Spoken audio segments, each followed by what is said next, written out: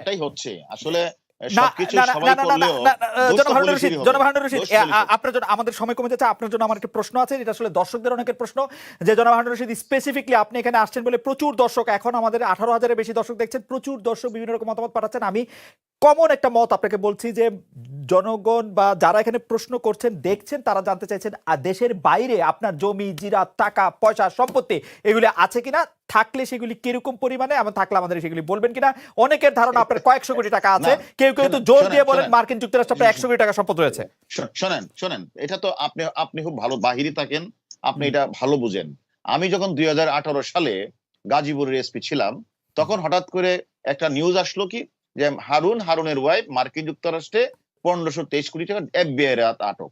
তাহলে হুম, মার্কিন যুক্তরাষ্ট্রে এফবিআই এর হাতে আটক হলে বাংলাদেশের কনসুলার এম্বাসি থেকে শুরু করে বাংলাদেশের গোয়েন্দা কেউ জানবে না, হুম, শুধুমাত্র ওই লন্ডন ভিত্তিক একটা পত্রিকাই জানবে। হুম, আর আমার আমার বিষয় এটা হলো একটা কথা। আরেকটা বিষয় হচ্ছে, সেখানে যদি যে তথ্য তার কারো থেকে থাকে, হুম। তারা স্পেসিফিক তো বলবে যে হারুনের আমেরিকাতে বা লন্ডনে ওই বাড়িটা হারুনের। আজ পর্যন্ত কি বলতে পারছে? কেউ না, আপনি বলতে পারে নাই। আপনি অনেক কিন্তু স্মার্ট, তাই ওই পারে যে নাই। ধারণা, কিন্তু নাও, আমি তো আমার বিরুদ্ধে বলছে 2023 সালে হুম, 18 সালে নির্বাচনের পূর্ব মুহূর্তে যে হুম, হারুনের এত কোটি টাকার সম্পত্তি এফবিআই এর হাতে আটক। এফবিআই এর হাতে আটক, এফবিআই টা কি এটাও জানে না। আর হুম, আটক হলে কি হয়, আমি হারুন বাংলাদেশে তথ্য জানবে না। তাহলে আমি হারুন বাংলাদেশে বিভিন্ন জায়গায় চাকরি করছি, যদি আমেরিকাতে 10 লক্ষ বাঙালি থাকে, একটা বাঙালি তো বলতে পারতো যে হুম, হারুন এই জায়গায় থাকে, এই বাড়িটা হারুনের। তাই কেউ জানতে পারলো না।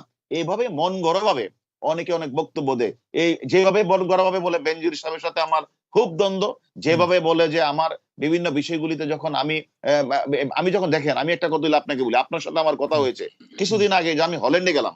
এই হুম, কথাটা একটু কাইন্ডলি শুনেন আপনি। কিছুদিন আগে হল্যান্ডে গেলাম, হল্যান্ড থেকে আমি কিন্তু জার্মানে বার্লিনে গেলাম।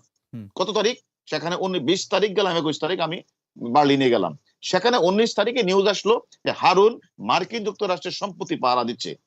এটা আপনি তো সাক্ষী যে হুম, আমি আমি 19, 20, 21 কোথায় ছিলাম। রাইট। তাহলে এই যে মিডিয়াতে একটা পেজে লেখলো আমি মার্কিন যুক্তরাষ্ট্রে পাহারা দিচ্ছি, এটা কি মিথ্যা না? যে না, এইভাবে মন গড়া গল্প বলছে না, এই মন ওকে, গড়া ফাইন, গল্প বললেই তো ফাইন, হবে না। Fine, fine, fine, fine. আপনার বিদেশে কোনো টাকা আছে কিনা? সৌদি আরব, মালয়েশিয়া, আমেরিকা, ইউরোপ? আমার টাকা, আমার টাকা যদি থাকেই, তা আমি হুম, তো বলবোই আমার টাকা নাই। ওকে।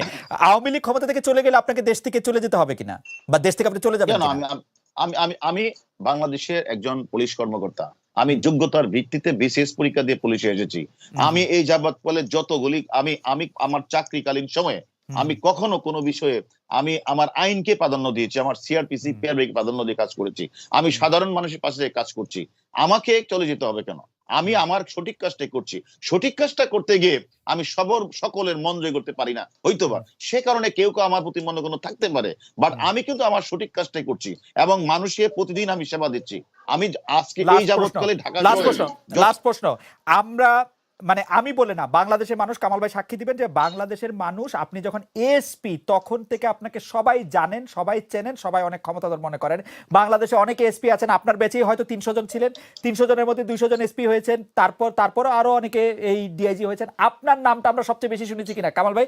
আপনার কাছে কি মনে হয়, মানে আমি কি না শুধু আমার ব্যাচের, এর এর হ্যাঁ, কি এই কারণ, কথাটা মানে আপনি সবচেয়ে সবচেয়ে পরিচিত, মানে আপনি পুলিশের মধ্যে লিওনেল মেসি, এর কারণ কি?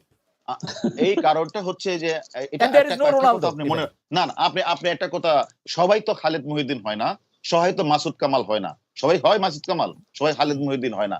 তা আমি হারুন আজকে 2001 সাল থেকে আপনি যেটা বলেছেন, আমি কেন আলোচনায় আসি, আমি 2001 সালে চাকরি করতে আসলাম। আসার পরে আমি আমি আমি আমি হয়তো আমার ব্যক্তি জীবনে, আপনি জানেন আমি ছাত্র জীবনে সবাই কোনো না কোনো দল করতেই পারে, আমি একটা দলের সাথে সম্পৃক্ত ছিলাম।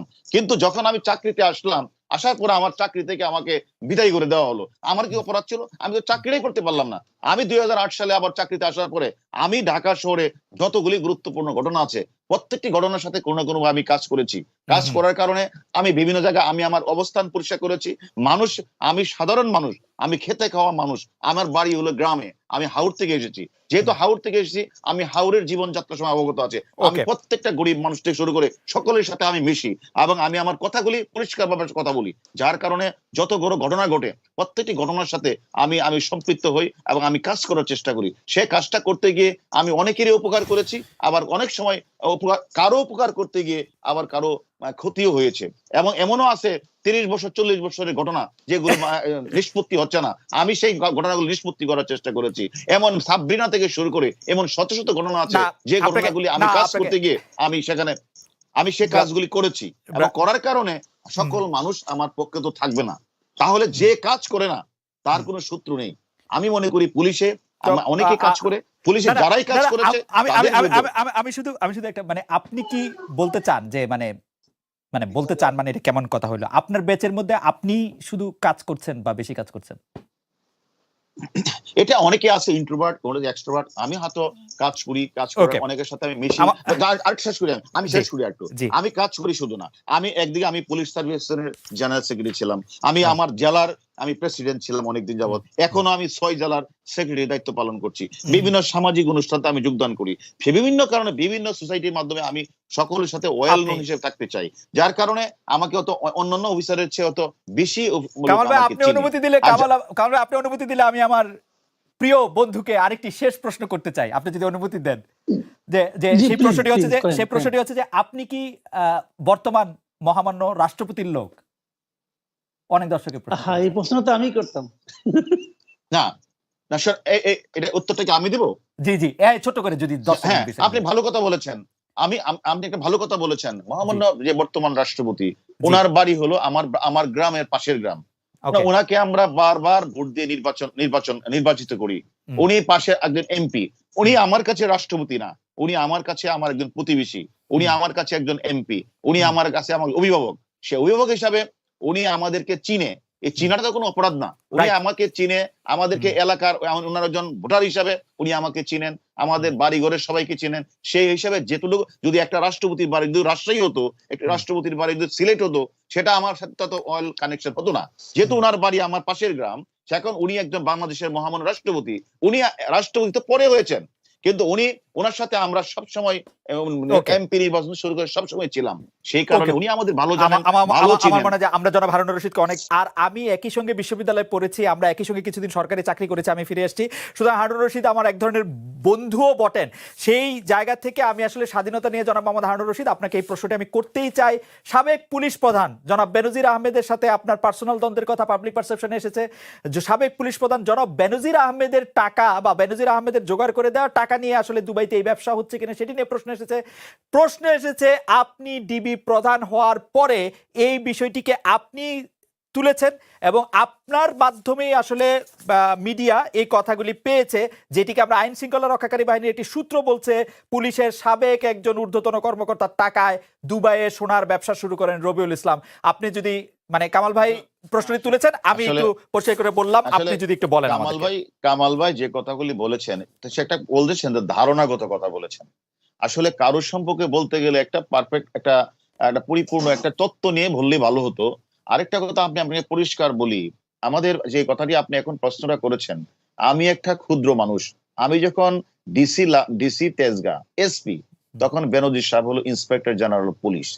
তখন আমিও দেখেছি যে বিভিন্ন বাহির থেকে বিভিন্ন নাগরিক পেজ বিভিন্ন জায়গা থেকে তারা বলতো এটা আসলে এক ধরনের গল্প, যে গল্পটা পুলিশের সাথে পুলিশের কথা বললে বেশি মানুষ দেখবে, ভিউয়ার বেশি হবে, এই কারণে এই কথাগুলি বলে।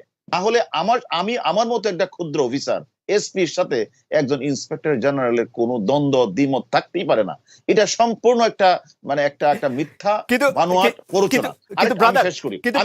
আমি শুধু একটা কথা বলি, আইজি সাহেব আর এসপি সাহেবের মধ্যে দূরত্বটা এত বেশি যে গল্প বানানোর জন্য এটা আসলে উপযুক্ত গল্প না। কিছু না থাকলে সেটা উপযুক্ত গল্প না, উপযুক্ত গল্প না। তারপরেও যারা এটা বলেন তারা কিন্তু না বুঝে না জেনেই বলেন।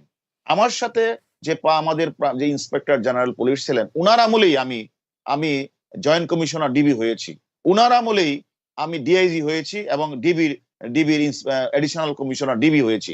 তাহলে উনার সাথে আমার কোনো বিষয়ে যদি কোনো দ্বিমত থাকতো, তাহলে কোনোদিন মানে একটা ইন্সপেক্টর জেনারেলের ক্ষমতা অনেক, আপনি জানেন, সেখানে আমি এতগুলি মানে আমি এত মানে পদোন্নতি পেতাম না। আসলে এটা ছোট্ট করে এটা একটু দ্বিতীয় কথা- বলতে পারি, এমন কি হতে না, না, পারে, না। এমন কি হতে পারে ব্রাদার, যে আপনি আসলে ইন্সপেক্টর জেনারেল অফ পুলিশের চেয়েও আরো অনেক বড় লোকের না, না, স্নেহধন্য? এই ধরনের ক্ষমতা আমি ইউজ করি না বলেই আমি এখন সারা বাংলাদেশে যে আমি কাজ করি, আমার কাছে একদম ক্ষেতের কৃষক থেকে মজুর থেকে শুরু করে সবাই আমার কাছে আসে। আমি সকলের সাথেই কথা বলি, এবং আপনি যেখানেই যাবেন ঢাকা শহরে, আমাদের যদি স্বরাষ্ট্রমন্ত্রী মহোদয়ের সাথে কথা বলেন, যেখানেই বলেন সেখানে মানুষ বলে, এবং আমার এই কাজটা ডিবি কে দেন, হারুনকে দেন। অর্থাৎ আমরা একটা আস্থার জায়গায় পরিণত হয়েছে ডিবি, আমরা সেই কারণে আমরা কাজগুলি করি। আরেকটি কথা আপনি বলেছেন যে এই যে ঘটনাটা, আরাব খানের ঘটনাটি এসেছে, এটা কি আরাব খান যে হত্যা মামলার আসামি না? এটা কি সঠিক না? আরাব খান যে দেশ থেকে পালিয়ে ইন্ডিয়ান পাসপোর্ট ধারণ করে, এটা কি সত্য না? আরাব খান যে স্বর্ণের দোকান উদ্বোধন করার জন্য সে ডাকডোল পিটাচ্ছেন, এটা কি সত্য না? কিন্তু আপনি তাহলে এটা যদি আমি শেষ করি, এটা জি। যদি সত্য হয়ে থাকে, তাহলে এইটা আজকে যে কথাটা এসেছে, আরাব খান নিজেই তো বলছে যে আমার অফিসে একটা পুলিশ অফিসার মৃত্যু হয়েছে, না, সে নিজেই তো স্বীকার করছে। না, সেটি ঠিক আছে, কিন্তু আমরা হচ্ছে ওই জায়গাটা যেতে চাইছিলাম, যেটা আসলে কামাল ভাইয়ের কথা থেকে আপনি যদি ছোট করে বলতেন, আমরা আবার কামাল ভাইয়ের কাছে যাব, যে এইটার মধ্যে যে পুলিশ অফিসারের কথা আইন শৃঙ্খলা বাহিনীর সূত্র দিয়ে পত্রিকা বলছে, সেই সম্পর্কে আপনার মতামত কি? বেনজির সাহেব, ব্যাপারটা আপনি পরিষ্কার করেছেন যে আপনার সাথে। না, আমি বেনজির সাহেবের সাথে আমার সম্পর্ক চমৎকার, কোনো দ্বিমত নেই। আর আইন শৃঙ্খলা বাহিনী একজন যে কর্মকর্তা, তাকে ওই যে আরাব খানকে টাকা দিয়েছে, মদত দিয়েছে, এই ধরনের কোনো সুস্পষ্ট বা আমরা কোনো আনুষ্ঠানিকভাবে কোনো নাম আমরা এখনো পাই নাই। আমাদের কাছে এখনো যদি কোনো মিডিয়া কিন্তু আমাদেরকে কথা বলে নাই। যেহেতু মিডিয়াতে আসছে, আমরাও কিন্তু খোঁজ খবর নিচ্ছি যে উনি কে। আসলে এ ধরনের কোনো সুস্পষ্ট তথ্য আমাদের কাছে নেই। এটা আসলে অনেক সময় শোনেন, আমি একটু কথা বলি। আজকেও আমি দেখেছি যে ওই নাগরিক পেজের মধ্যে একদিন বলা আছে যে হারুন সাহেবের সাথে ওনার ভাগাভাগি কথা বলেছে। আসলে দেখেন, আজকে স্বর্ণের ব্যবসা হলো দুবাই, সেখানে আমাদের কাজটি হচ্ছে কোন একটা হত্যা মামলা ঘটে চার্জশিট হওয়ার পরে আমাদের কাছে যে অনেকগুলি ওয়ারেন্ট আছে, এই আসামির খোঁজ খবর নেওয়া আমাদের কাজ। আমরা যেহেতু তার তথ্যটা পেয়ে গিয়েছি, সেই কারণে আমরা আরো বেশি করে খোঁজ খবর নিচ্ছি, মিডিয়াও তো খোঁজ খবর নিচ্ছে। না, ফ্যান্টাস্টিক। আপনি সুস্পষ্ট তথ্য নয়, আপনি কি এক কথায় দুই কথায় অস্পষ্ট তথ্য কি কিছু আমাদেরকে দিবেন, কোনো ইঙ্গিত, কোনো কিছু সেই ঊর্ধ্বতন পুলিশ কর্মকর্তা? আমরা এখনো এ ধরনের কোনো আচ্ছা, ঠিক আছে, সুস্পষ্ট তথ্য আমাদের কাছে নেই। এটা যারা বলেন তারা হলো এটাকে রং লাগানোর জন্য, এটাকে একটা নিউজ করার জন্য, বলার জন্য বলে। না হলে বলুক তারা, যারা এই নিউজটি করেছেন তারা আমাদের কাছে গোপনে তারা বলতেই পারে, আমাদের ইন্সপেক্টর জেনারেল পুলিশ বলতে পারে, কিন্তু তারা গোপনে বলুক, কারণ যারা আমাদের তথ্যটা দেয় আমরা কিন্তু তাদের নামটা প্রকাশ করি না। তদন্ত করবো। কিন্তু ব্রাদার, এই আরাব খানের ব্যাপারটা তো পুলিশের পক্ষ থেকেই সাংবাদিকদের বলা হয়েছে, রাইট? কোনটা? এই আরাব খান যে আসলে রবিউল ইসলাম আপন।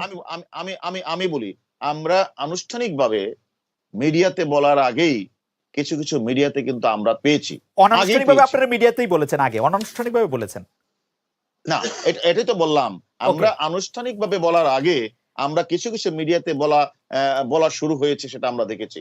তারপরে আমরা যখন আরো তথ্য নিলাম, তথ্য নিয়ে যখন আমরা মিল পেলাম, তখন আমরা আনুষ্ঠানিকভাবে বললাম, হ্যাঁ, এই আরাব খানই হচ্ছে রবিউল ইসলাম ওরফে আপন। আচ্ছা, ঠিক আছে, আমরা আসছি আপনার কাছে। কামাল ভাই, এই পর্যায়ে আপনি কোনো কিছু বলার আগে, আপনার কাছে আসার আগে